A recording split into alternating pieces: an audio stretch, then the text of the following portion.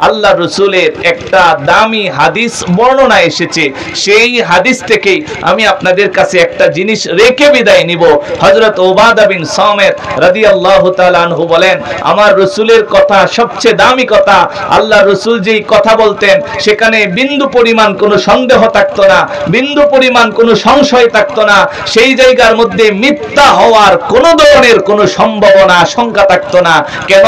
কারণ রসুল যাই বলতেন তাই আল্লাহর অনুমতি ক্রমে বলতেন। কথা বলুন ঠিক কিনা? তো হযরত উবাদা বিন সামিত রাদিয়াল্লাহু তাআলা আনহু বলে যে আল্লাহর রাসূল একদিন বলতেছিলেন, সাহাবায়ে কেরাম, আমি আল্লাহর নবীজি তোমাদেরকে বলতেছি, ইযমানু লি সিত্তাম মিন আনফুসিকুম আযমান লাকুমুল জান্নাহ। আমার ভাই খেয়াল করেন, সবচেয়ে দামি কথা। আপনারা গ্রামাঞ্চলের মানুষ, মাটি অঞ্চলের মানুষ, একটা দামি কথা আপনাদের কাছে রেখে যায়। উবাদা বিন সামিত বলতেছিলেন, আল্লাহ রসুল আমাদেরকে জানায়া দিছে, ও সাহাবায়ে কেরাম, তোমরা যদি আমি রসুলকে 6টা জিনিসের দায়িত্ব গ্রহণ করতে পারো, আমার রসুলের কাছে তোমাদের নিজেদের মধ্য থেকে 6টা জিনিসের দায়িত্ব যদি তোমরা নিয়ে নিতে পারো, গ্রহণ করতে পারো, তাহলে নবী বলছেন, আযমান লাকুমুল জান্নাহ, আমি নবী তোমাদের জান্নাতের জামিনদার হয়ে যাব। আর হুজুরে কয় না সুবহানাল্লাহ? কথাটা কি বুঝছেন মুরব্বি? বুঝছেন কথাটা? হযরত উবাদা বিন সামিত বলেন, আল্লাহ রাসূল আমাদেরকে বলেছেন, তোমরা যদি কয়টা জিনিসের দায়িত্ব নিতে পারো? 6টা জিনিসের দায়িত্ব যদি নিতে পারো, নবী বলেন, আযমান লাকুমুল জান্নাহ, ও সাহাবারা, আমি তোমাদের জান্নাতের জামিনদার হয়ে যাব। কিভাবে জামিনদার? কয়, তোমারে জান্নাতে ঢোকানোর জন্য যে জামিনদারির দরকার লাগে সেইটা আমি নবী নিজের কাঁধের মধ্যে বহন করে নিলাম। জোরে কোন সুবহানাল্লাহ। আমার ভাই, আপনারা তো সরল মানুষ, আপনারা বলেন, নবীর কাঁধে যদি কেউ জান্নাতের জামিনদারিটা দিতে পারে, তাহলে তার মতো সৌভাগ্যবান বান্দা পৃথিবীতে আর কেউ হতে পারে না। কথা কোন ঠিক কিনা?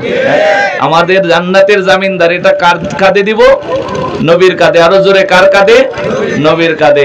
নবী বলছেন খুব সোজা, মাত্র কয়টা জিনিসের দায়িত্ব নিবা? আরো জোরে কোন?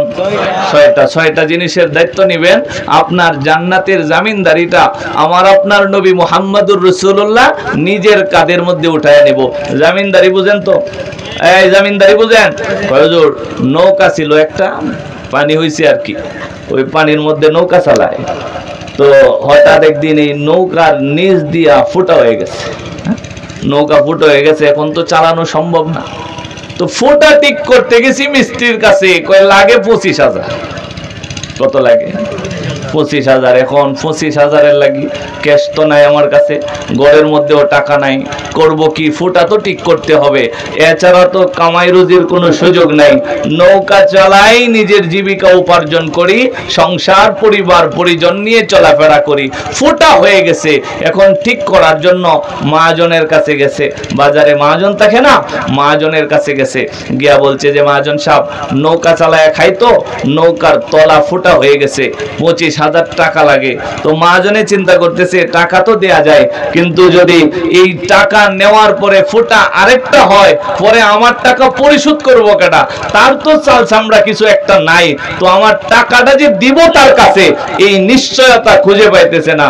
পরে কইতেছে যে তোমারে তো দেওয়া দেব না, একজন জামিনদার সাথে করে নিয়ে আসো, তাইলে টাকাটা হাওলাত তোমারে দিতে পারি। কথা কোন? হয় কি হয় না? পরে ঘুরতেছে, জামিনদার কারে পায় কারে পায়।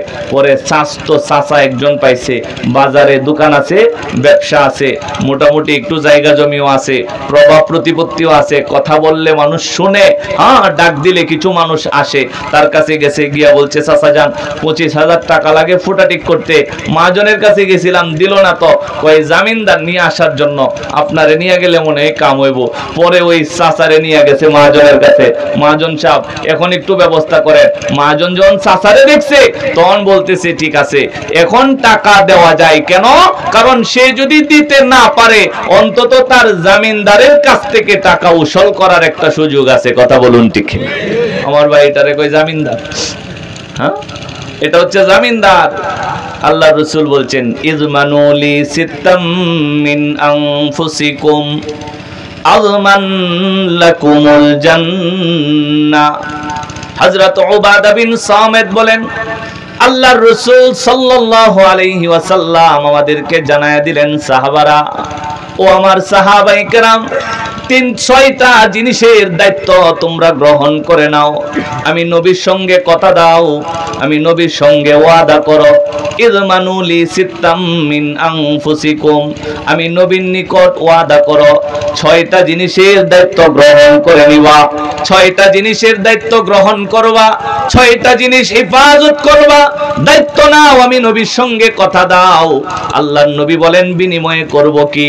নবী বলেন আযমান লাকুমুল জান্নাহ, আমি নবী কথা দিলাম আমার কোন উম্মত যদি 6টা জিনিসের দায়িত্ব গ্রহণ করে নিতে পারে, 6 জিনিসের দায়িত্ব যদি আদায় করে, আমি নবী আমার সেই উম্মতের জান্নাতে প্রবেশের জামিনদারি নিয়ে নিব।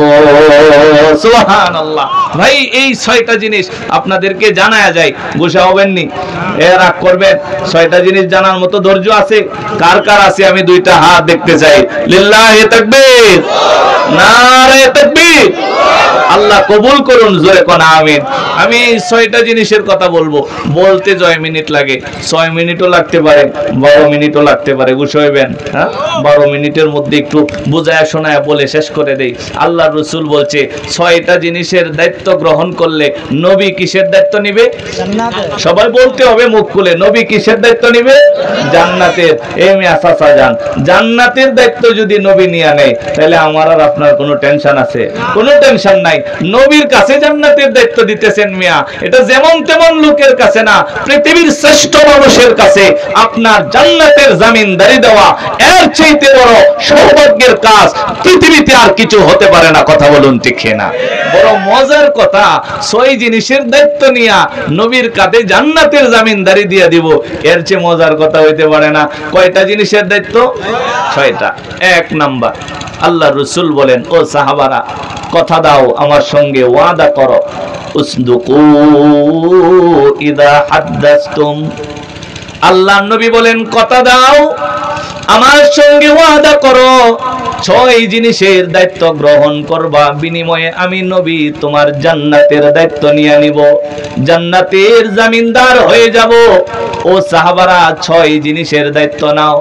1 নম্বরে আল্লাহর রাসূল বলেন উসদুকু ইযা হাদাসতুম। ও সাহাবারা যখন পরস্পর কথা বলবা, একজন আরেকজনের সঙ্গে যখন কথা বলবা, আলাপচারিতায় লিপ্ত হইবা, আমি নবীর সঙ্গে ওয়াদা করো, ও আমার উম্মত যখন কথা বলবা তখন সত্য কথা বলবা, যখন কথা বলবা মিথ্যা কথা বলবা না, সত্য কথা বলবা। এই সত্য কথা তো তুমি তোমার জিহ্বা দিয়েই বলবা। কথা যখন বলা হয় মুখের ব্যবহার হয়। আল্লাহর নবী বলেন কথা দাও, যখন কথা বলবা তখন সত্য কথা বলবা, মিথ্যা বলবা না। যেই বান্দা আল্লাহর রাসূলের সঙ্গে সেই ওয়াদা করতে পারবে, নবী বলেন আমি তোমার জান্নাতের জামিনদার হয়ে যাব। সুবহানাল্লাহ। ভাই 6 জিনিসের মধ্যে 1 নাম্বার জিনিস হলো, নবী বলছেন যখন কথা বলবা তখন কি কথা বলবা? মুরব্বী কি কথা? সত্য কথা। সত্য কথা মানুষকে মুক্তির দুয়ার খুলে দেয়, আর মিথ্যা কথা মানুষকে ধ্বংসের দিকে নিয়ে যায়। এটা চূড়ান্ত লেভেলের সত্য কথা। সত্য যে মানুষকে মুক্তি দেয় এর প্রমাণ দুনিয়াতে অহরহ আছে। কথা কই না? আছে না নাই? আবার মিথ্যা যে মানুষকে ধ্বংস করে, এক মিথ্যারে হজম করতে গিয়া আরো 17টা মিথ্যা বলতে হয়, এর প্রমাণ দুনিয়াতে অহরহ আছে না নাই? হ্যাঁ, আপনারে ফোন দিছে বেয়ার বাড়ি থেকে, কয় বেই সাহেব আছেন কই? আপনি আসেন দেও সইলা, আপনি কইতাছেন আমি রায়টুটি। আমি কই আছি? রায়টুটি। কি বলছেন, সত্য না মিথ্যা? জোরে কই। মিথ্যা বলছেন। কয়টা? একটা। দেখেন, এক মিথ্যা হজম করতে গিয়ে আরো মিথ্যা কিভাবে লাগাইতে হয় সঙ্গে। এরপরে বেই সাহেব জিজ্ঞাসা যে বেই সাহেব আপনি থাকার কথা দেও সইলা, আপনি রায়টুটি করুন কি? পরে আপনি কইতাছেন আরে আইছিলাম তো একটা মেয়ে দেখার লাগি। এটা কি কইছেন, সত্য না মিথ্যা? তো প্রথমে একটা মিথ্যা, ওইটারে খাটাইতে গিয়া পরে দ্বিতীয় আরেকটা বলছেন। এরপরে কইতাছে কত বেই সাহেব মেয়ে দেহইন কার লাগি। পরে আপনি কইতাছেন আরে দেখতাছি তো আমার 22 তার লাগি। এটা সত্য মনে হয় নাকি? না এটাও মিথ্যা। তাহলে এক মিথ্যারে খাটাইতে গিয়া দুইটা বলছেন। ভাই আরো যে কয়টা বলা লাগে এটা কিন্তু আমি শিওর দিতে পারি না। জয়টা প্রশ্ন হবে ওই রাইট টিরে নিয়া এতগুলা মিথ্যা কথা আপনার জবান থেকে বাহির হবেই হবে। কথা বলুন ঠিক কিনা? একটা মিথ্যা কথা বলা, আল্লাহর রাসূল বলেন কবিরা গুনাহ। একটা কবিরা গুনাহ আল্লাহ যদি ক্ষমা না করে বান্দাকে টানতে টানতে জাহান্নাম পর্যন্ত পৌঁছে দিতে পারে।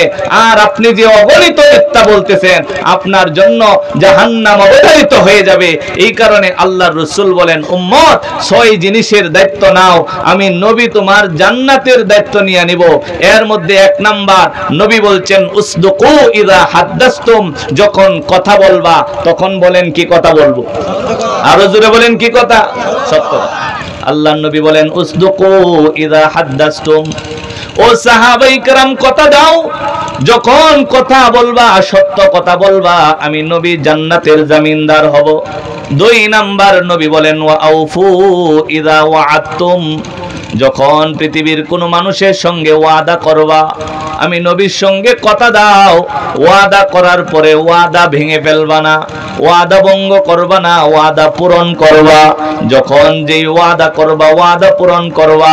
ওয়াদা পূরণ করা হলো মুমিনের খাসলত, আর ওয়াদা ভেঙে ফেলা হলো মুনাফিকের লক্ষণ। আল্লাহর নবীর হাদিসে আছে আয়াতুল মুনাফিকি সালাসুন ইযা হাদাসা কাযাবা ওয়া ইযা ওয়াদা আখলাফা ওয়া ইযা তুমিনা খানা। নবী বলেন মুনাফিক যখন ওয়াদা করে ওয়াদা ভঙ্গ করে, মুমিন কখনো ওয়াদা ভাঙতে পারে না। আল্লাহর নবী বলেন সাহাবারা আমার সঙ্গে কথা দাও, 6 জিনিসের দায়িত্ব নিবা। 1 নাম্বার উসদুকু ইযা হাদাসতুম, যখন কথা বলবা সত্য বলবা। 2 নম্বরে নবী বলেন ওয়া আউফু ইযা ওয়াআদতুম, যখন ওয়াদা করবা ওয়াদা পূরণ করবা। 3 নম্বরে নবী বলেন ওয়া আদ্দু ইযা তুমিনতুম, যখন বিশ্বাস করে তোমার কাছে কোনো জিনিসের আমানত রাখা হয়, আমি নবীর সঙ্গে কথা দাও, তুমি আমানতের খেয়ানত করবা না, আমানত নষ্ট করবা না, আমানত সাহেবে আমানতের কাছে ফিরায় দিবা। যেই মানুষটা বিশ্বাস করে আমানত রাখলো সেই মানুষটার বিশ্বাসটারে ভেঙে ফেলবা না, আমানত যথাযথভাবে ফিরায় দিবা। নবী বলেন যদি দায়িত্ব নিতে পারো আজমান লাকুমুল জান্নাহ, আমি নবী জান্নাতের জামিনদার হয়ে গেলাম। সুবহানাল্লাহ। নবী বলেন 1 নাম্বার কথা বলবা কি কথা? সত্য কথা। আপনারা ভালো করে খেয়াল করবেন। 2 নাম্বার নবী বলছে ওয়াদা করলে ওয়াদাটা পূরণ করবা। কয় আব্বা মারা গেছে তো দিলটা নরম হয়েছে। হ্যাঁ, আব্বা মারা গেছে দিলটা নরম হয়েছে। নরম হওয়ার পরে এরপরে জানাজার নামাজ রেডি হয়েছে আপনাদের ঈদগাহে দেওশহিলা ঈদগাহ নামাজের ঈদগাহ ইয়ার মধ্যে। এরপরে এখানে জানাজার নামাজ হবে, ঘোষণা হয়ে গেছে, মাইকিং হয়েছে। আমার কথা কি বোঝা যায়? বুঝতেছেন আপনারা না? বিরক্ত লাগতেছে? হ্যাঁ, যখন ওই বিরক্ত লাগবো আমার একটা সিগন্যাল দিবেন, সিগন্যালটা পাই আমি মাইকটা ছাইড়ে দিব। কি কই? হ্যাঁ, বিরক্ত লাগতেছে একটা তাকবীর দেওয়া যাবো? নারে তাকবীর। আচ্ছা, আমি যে ওয়াজটা শুরু করছি এটা কি আপনারা বুঝতেছেন কয় জিনিসের দায়িত্ব নিতে হইব? মুরব্বী কোন কয় জিনিস? 6 জিনিস। 6 জিনিস এটা কিন্তু ধরে রাখতে হইব। 6 জিনিসের দায়িত্ব খালি বাবা আপনি নিয়ে নিবেন। আল্লাহর রাসূল আপনার কিসের দায়িত্ব নিবে? জান্নাতের জামিনদার হয়ে যাবে। আমি কি কথাটা বাড়িতে কেন বলতেছি না, আল্লাহর রাসূলের হাদিস থেকে হযরত উবাদা বিন সামিত রাদিয়াল্লাহু তাআলা আনহু উনি বলছেন হাদিসটা আল্লাহর রাসূলের পক্ষ থেকে। নবী বলছেন সাহাবারা 6টা জিনিসের জামিনদার তুমি হও, আমি নবী তোমার জান্নাতের জামিনদার হব। জোরে কোন সুবহানাল্লাহ। 6 জিনিসের মধ্যে 1 নাম্বার নবী বলছে যখন কথা বলবা কি কথা? সত্য কথা, মিথ্যা বলতে পারবা না। কথা দাও, আমি নবী জান্নাতের জামিনদার হব। আল্লাহু আকবার। 2 নম্বরে নবী বলছেন যখন ওয়াদা করবা তখন কি করবা? ওয়াদাটা পূরণ করবা। ওই যে যেই কথা বলতেছিলাম, ঈদগাহ মাঠে জানাজা হবে, মাইকিং হয়ে গেছে, পুরা দেওশহিলা গ্রাম ভেঙে মানুষ আসছে আপনার আব্বার জানাজার নামাজটা পড়ার লাগি। আপনার দিলটা এমন নরম হওয়া হয়েছে, কয় আব্বার লাশটার সামনে যখন দাঁড়াইছি তখন দিলটা ভাঙ্গে খান হয়ে গেছে, চোখ দিয়া পানির ফোঁটা সমানে পড়তেছে।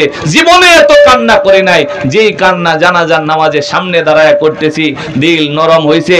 আমারে 2 মিনিট কথা বলার জন্য দেওয়া হয়েছে, মাইকটা হাতের মধ্যে নিয়া নরম দিল তো, এরপরে মুসল্লিদের সামনে বলতেছি, বাবারা ভাইরা ও মুসল্লিরা, আমার আব্বা সারা জীবন কত কষ্ট কইরা কত সম্পদ উপার্জন করছে, এই বন্দে ক্ষেত রাখছে, ওই বন্দে খাল রাখছে, এদিকে জমিন রাখছে, নৌকা বানাইছে 3টা, বাজারে দোকান রাখছে, বড় ব্যবসা করছে, প্রতিষ্ঠিত ব্যবসায়ী হয়েছে, এত কোটি কোটি টাকার সম্পদ, কিন্তু আব্বা জান সাথে কইরা কিচ্ছু নিতে পারতেছে না। আজকে 3.5 হাত পাতলা, 3.5 হাত সাদা, এই 3 টুকরা সাদা কাপড় ছাড়া আমার আব্বা আর কিছু নিয়ে যেতে পারতেছে না।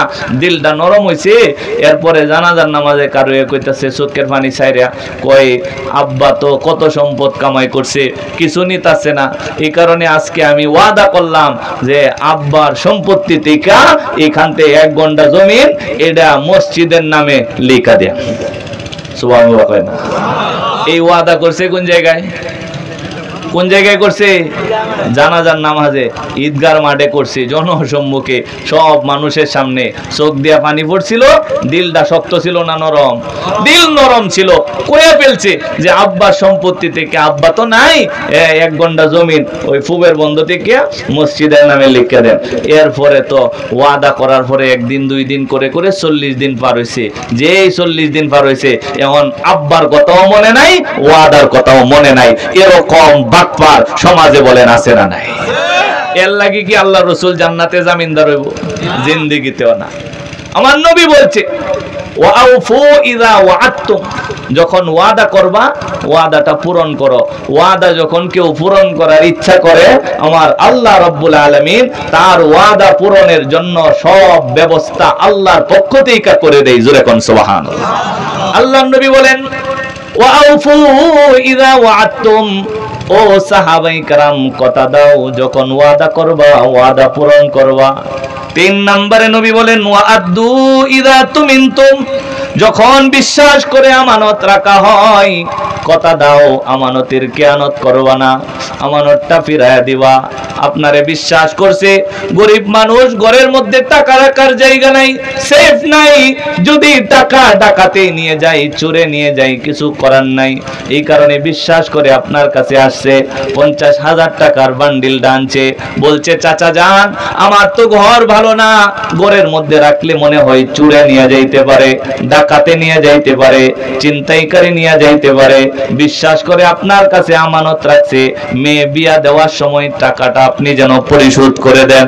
আমার ভাই রাখার সময় সুন্দর করে হাসি মুখ দিয়ে রাখলো, এরপরে যখন টাকা নেওয়ার সময় হয়, আস্তে করে মুখটা মলিন করে না করে দেই, কই তোর কোনো টাকা আমার কাছে জমা নাই। বলেন এমন আমানতদার মানুষও সমাজে আছে না নাই? আল্লাহর রাসূল বলেন, তোমাদের জন্য জান্নাতের জমিনদার আমি হব না। নবী বলেন, জান্নাতের জমিনদার কার জন্য? আল্লাহর নবী বলেন, ওয়াআদু ইযা তুমিনতুম, যখন তোমার কাছে আমানত রাখা হয়, আমানতের খেয়ানত করিও না, আমানত যথাযথভাবে ফিরাইয়া দিবা, বিনিময়ে আমি নবী তোমার জান্নাতের জমিনদার হব। সুবহানাল্লাহ। আমার ভাই, দায়িত্ব কয়টা নিতে হবে? 6টা। 6টার মধ্যে গেছে কয়টা? 3টা। আমি আপনাদের দিকে সবকটা নিয়ে আনি, আর নাহলে আবার ভুলে যাবেন। কোন 1 নাম্বার, যখন কথা বলবো সত্য বলবো, মাশাআল্লাহ। 2 নাম্বার, যখন ওয়াদা করব ওয়াদা পূরণ করব। 3 নাম্বার, যখন কেউ বিশ্বাস করে আমার কাছে আমানত রাখবে, তখন আমানতের খেয়ানত করব না, আমানতটা যথাযথভাবে তার কাছে ফিরাইয়া দিব। আমরা মনে করি জানেন কি, যে একজনে শুধু টাকা রাখছে বিশ্বাস কইরা, এইটাই মনে হয় আমানত, আর কোনো কিছু মনে আমানত রাখা যায় না। না ভাই, শুধু টাকা আমানত রাখা হয় না, কখনো কখনো একটা কথাও আমানত হিসেবে রাখা হয়, আবার কখনো কখনো একটা দায়িত্ব আমানত হিসেবে রাখা হয়। আল্লাহ রাসূল তো বলেই দিয়েছেন যে তোমার কাছে যদি কোনো মানুষ একটা কথা কথা বলে, বলার পরে যদি এই কথা বলে দেয় যে ভাই এটা কিন্তু আপনি কারো কাছে বলবেন না, তো এই কথাটাও আপনার কাছে আমানত। আপনি যদি ফুস করে আরেকজনের কাছে ছেড়ে দেন, আরেকজনের কাছে যদি বলে ফেলেন, তাহলে আপনি আমানতের খেয়ানত করলেন। আল্লাহ তাআলার কাছে এই কারণে আপনার কিয়ামতের মাঠে ধরা খাওয়া লাগবে। জোরে কর নাউজুবিল্লাহ। দুই ভাই এলাকার মধ্যে, বড় ভাই ছোট ভাইরে নিজে লেখাপড়া না করায়া নিজে লেখাপড়া করছে, নিজে ভালো মন্দ না খায়া ছোট ভাইটারে খাওয়াইছে। এইভাবে আস্তে আস্তে আস্তে আস্তে তারে উচ্চ শিক্ষিত বানাইছে, একটা সরকারি চাকরি পাওয়াইয়া দিছে। এখন ছোট ভাই মোটামুটি ভালো একটা অবস্থানে আছে। হ্যাঁ, হঠাৎ করে একদিন বড় ভাইয়ের সাথে সামান্য একটু তর্ক হয়েছে। আমি আমানতটা বুঝাইতেছি, একটু তর্ক হয়েছে। বড় ভাই দিলের মধ্যে প্রচন্ড কষ্ট পাইছে। কয় আব্বা মারা যাওয়ার পরে নিজে বাবার দায়িত্বটা পালন করছি, নিজে না পড়ে তোরে পড়াইছি, নিজে না খায়া তোরে খাওয়াইছি, বিয়া করছি দেরিতে। কেরে কয় যদি আগে বিয়া করি, পরে যদি আমার বউ আসার পরে তোর লেখাপড়ার ব্যাঘাত ঘটে, এই কারণে নিজে দেরিতে বিয়া করছি, তোরে লেখাপড়া করায় সরকারি চাকরিজীবী বানাইছি। তুই এই কথাটা আমারে বলতে পারলে। বাজারে গেছে গিয়া আপনারে খুঁজে পাইছে, আপনি তার বন্ধু মানুষ, আপনার সাথে এক টেবিলও বয়া। এরপরে বলতেছে ভাই আজকে দিলে এমন একটা কষ্ট পাইছি। কয় কি কষ্ট পাইছ? ছোট ভাই রে এত আদর করি, মোহাব্বত করি, এমন একটা কথা আমারে বলছে, কথাটা গিয়া দিলের মধ্যে লাগছে। কথাটা শেষ কইরা এরপরে আপনারে বলছে তুই কিন্তু আবার তার কাছে কয়ে দিস না। হ্যাঁ, আপনিও যখন এই কথাটা বলছে যে কইস না, তখন আপনি চিন্তা করছেন কোন রকম কালি উঠতে যাও না, আর হ্যাঁ সামনে পড়ো। এরপরে বুঝাইতেছি কয়াম না না কয়াম। এই লোকটা উঠতে গেছে, ছোট ভাইটা সামনে আইছে, আপনি দূর দিয়ে গিয়া তারে কইতেছেন এ ফুনচসনি যারে বাপের মতো মনে করস, এত তোরে একটু বিশ্বাস করে না, একটু ভালোবাসে না। কই কেমনে? কত সম্পর্কে যত বদলাম আছে সব আমার কাছে কয়ে গেছে। আছে না নাই? জোরে কোন আছে না নাই? সে কি আমানত রক্ষা করছে না খেয়ানত করছে? খেয়ানত করছে। আল্লাহ রাসূল বলেন সাহাবারা আমানতের খেয়ানত করবা না, কথা দাও, যদি দিতে পারো আমি নবী জান্নাতের জামিনদার হয়ে যাব। সুবহানাল্লাহ। ও ভাই, আমার নবী যখন মক্কাতে দাওয়াত দেয় কুলু লা ইলাহা ইল্লাল্লাহ তুফলিহু, এই কালিমার দাওয়াত যখন কেউ বন্ধ করতে পারে না, কেউ আটকায় রাখতে পারে না, তখন দারুন নদওয়াতে বৈঠক বসছে, মিটিং হয়েছে। মিটিং এর সভাপতি হইল আবু জাহেল। মিটিং এর মধ্যে সবাইকে বলতেছে দেখো মুহাম্মদকে তো আর আটকানো যাইতেছে না, এখন কি করা যায়, কিভাবে আটকানো যায়? তো একজন মাঝখান দিকে পরামর্শ দিছে, পাতলা পাতলা খেয়াল দিতেছে। একজনে বলতেছে যে এক কাজ করুন নেতা সাহেব, মুহাম্মদকে চিরতরে বন্দি করা হোক, হ্যাঁ সারা জীবনের জন্য জেলখানায় বন্দি করে দেওয়া হোক, সারা জীবনে কোনোদিন মুক্তি পাবে না, তাইলে আর কালিমার দাওয়াত দিতে পারবে না। আবু জাহেল বলে সম্ভব না, যদি কোনো সময় মুক্তি পায় বাইরেই কইব কুলু লা ইলাহা ইল্লাল্লাহ তুফলিহু, অথবা জেলখানার ভিতরে তাক্কে তাক্কেও কালিমার দাওয়াত দিব। সুবহানাল্লাহ কয়। আরেকজনে খেয়াল দিছে, কয় তার দাওয়াত বন্ধ করা যাইব, একেবারে দেশান্তরিত করে দেন, দেশ থেকে বাইর করে দেন, আর কোন সময় যেন এই দেশে আইসা প্রবেশ করতে না পারে। আবু জাহেল কয় না, এটাও সম্ভব হবে না। তো আবু জাহেলের মাথার মধ্যে একটা বুদ্ধি আছে, কয় আমার মাথায় একটা বুদ্ধি আছে, মুহাম্মদকে কিভাবে আটকানো যায়। মানুষেরা বলতেছে কিভাবে? আবু জাহেল বলতেছে দুনিয়া থেকে চিরতরে বিদায় করে যদি দিতে পারি, মুহাম্মদকে যদি হত্যা করে ফেলতে পারি, তাহলে মুহাম্মদের কালিমার দাওয়াত বন্ধ হয়ে যাবে। আমার ভাই, মুহাম্মদকে হত্যার পরিকল্পনা আবু জাহেল করে। বলেন মুহাম্মদুর রাসূলুল্লাহকে বাঁচানোর জন্য একজন মুহাম্মদের প্রিয় আছে না নাই? আরো জোরে বলেন আছে না নাই?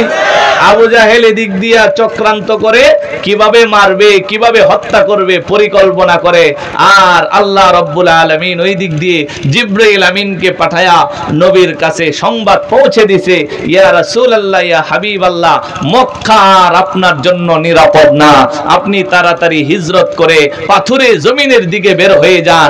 আবু বকর রাদিয়াল্লাহু তাআলা আনহুকে সাথী বানানোর জন্য আমার রাসূল দুপুর বেলায় ঘর থেকে বের হয়ে হযরতে আবু বকরের বাড়ির দিকে রওনা করেছে। সুবহানাল্লাহ। আমার ভাইরা, আল্লাহর রাসূল যখন হিজরত করে চলে যাবেন, হযরতে আবু বকর সিদ্দিক রাদিয়াল্লাহু তাআলা আনহুকে নবীর পক্ষ থেকে হিজরতের সাথী বানানো হলো। আমার নবী চলে যাবেন, আল্লাহ রাব্বুল আলামিন শিখায়া দিলেন নবী গভীর রজনীতে বের হয়ে যাবেন, যেন আপনাকে মক্কার কোনো কাফের স্পর্শ করতে না পারে। এদিক দিয়ে আবু জাহেল সিদ্ধান্ত নিয়ে নিল, মুহাম্মাদুর রাসূলুল্লাহর ঘর ঘেরাও করো। চতুর্পাশ দিয়ে বাহিনী দাঁড় করানো হলো।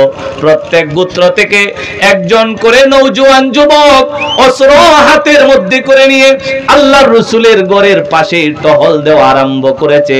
সারা রাত্র পর্যন্ত মুহাম্মদকে অবরোধ করে রাখা হবে, সকাল বেলা কতল করে দেওয়া হবে, দুনিয়া থেকে চিরতরে বিদায় করে দেওয়া হবে।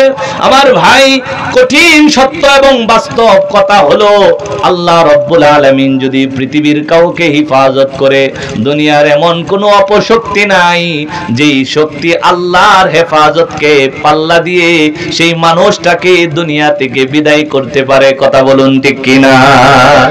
আবু জাহেল চক্রান্ত করে মক্কার কাফের যুবকরা আমার নবীর ঘরের চতুর্পাশ ঘেরাও করে অবরোধ করেছে।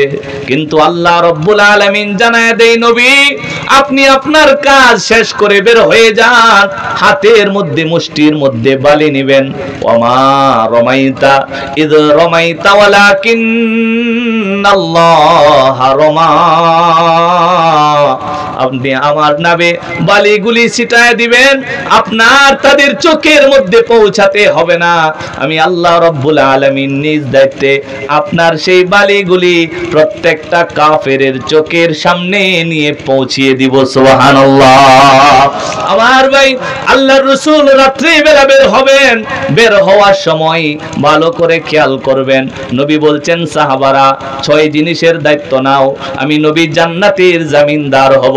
3 নাম্বার নবী বলেন, ওয়া আদ্দু ইযা তুমিনতুম, যখন তোমার কাছে আমানত রাখা হবে, আমানতের খেয়ানত করবা না, আমানত ফিরায়া দিবা। নবীর সঙ্গে কথা দাও। আমার নবী কেমন আমানতদার ছিল সেই কথাটা শুনেন। নবী যখন হিজরত করে মক্কা থেকে বের হবেন, আল্লাহর রাসূলকে যদিও কাফেররা হত্যার পরিকল্পনা করেছিল, কিন্তু মক্কার মধ্যে বিশ্বস্ত আমানতদার ব্যাংক বলতে একটাই ছিল, যার নাম হযরতে মুহাম্মদ। আল্লাহু আকবার। বলে মারার পরিকল্পনা করে ঠিক আছে, কিন্তু একটা দামি জিনিস কারো কাছে রাখতে গেলে সেটা রাখতো কার কাছে?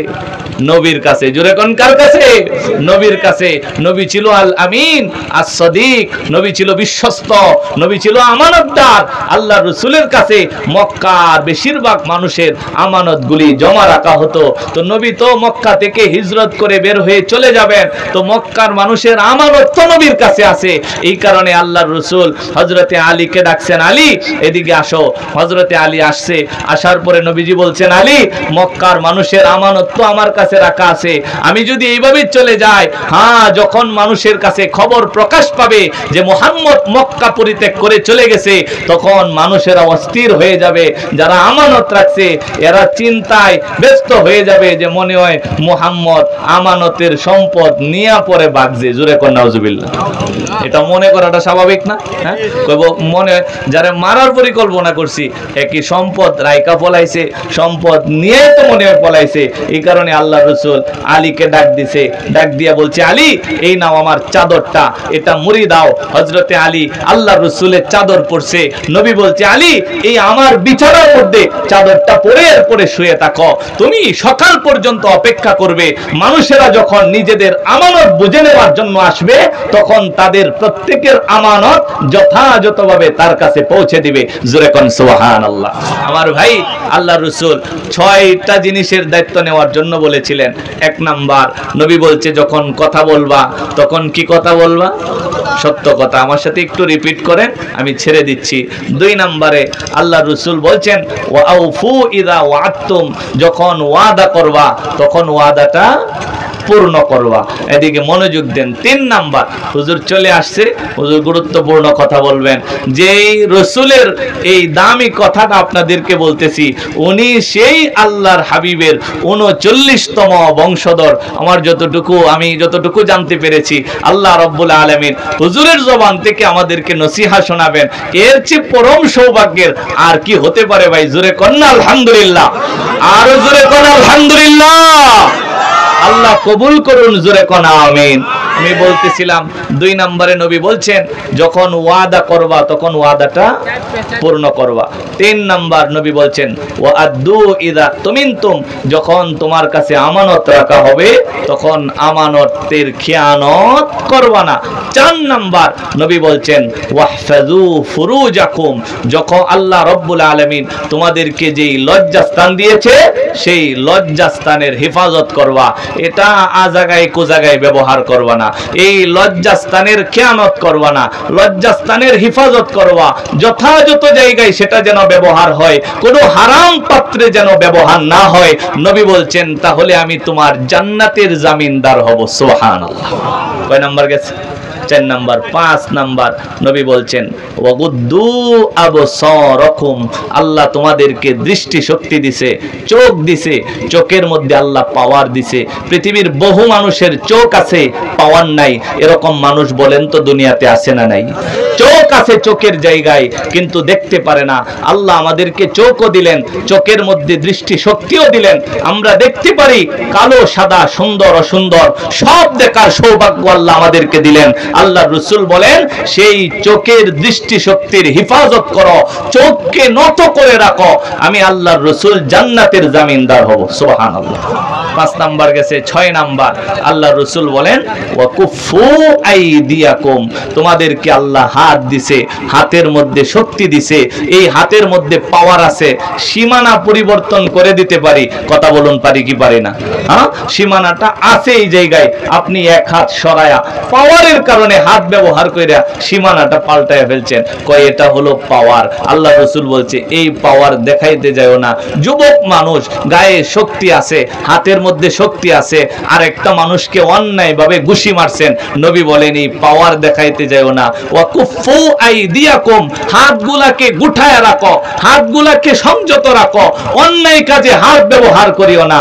নবী বলেন এই 6টা জিনিসের দায়িত্ব যদি নিতে পারো, 1 নাম্বার কথা বলবা সত্য কথা, 2 নাম্বার ওয়াদা করলে পূরণ করবা, 3 নাম্বার আমানত রাখলে খেয়ানত করবা না, 4 নাম্বার লজ্জাস্থানের হেফাজত করবা, 5 নাম্বার চোখকে নত করে রাখবা, 6 নাম্বার হাতগুলারে গুঠায়া রাখবা, অন্যায় কাজে ব্যবহার করবা না। নবী বলেন 6 জিনিসের দায়িত্ব নাও, আজমান লাকুমুল জান্নাহ, আমি নবী তোমাদের জান্নাতের জামিনদার হয়ে যাব। সুবহানাল্লাহ। আমার ভাই, আল্লাহ রাব্বুল আলামিন আমাদের সবাইকে এই 6টা জিনিসের দায়িত্ব গ্রহণ করে নবীর কাছে জান্নাতের জামিনদারি দেওয়ার তৌফিক দিন। সবাই পড়ি আল্লাহুম্মা আমিন। ওয়া মা আলাইনা ইল্লাল বালাগ।